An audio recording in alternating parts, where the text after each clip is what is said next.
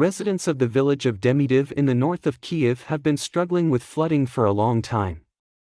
But the public is not at all unhappy about this flooding, on the contrary, it is quite satisfied. Because the flooding is not a disaster for them, it means a tactical victory.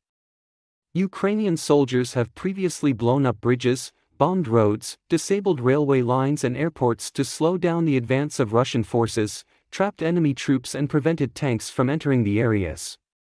Our army successfully stopped the advance of Russian forces, using engineering elements, as well as blowing up bridges, opening dams, says Alexander Kuberkov, the Minister of Infrastructure of Ukraine.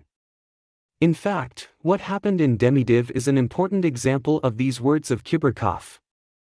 As we have already said, the Ukrainian forces flooded the area on the second day of the battle. Ukrainian officials and soldiers said that this move was effective. A shallow lake was formed in front of the Russian armored vehicles, which spread out. Despite the fact that 2 months have passed since the inundation, the inhabitants of Demidov are still rowing in rubber boats. Crops are disappearing in flooded fields, some families are building wooden paths to walk in their gardens.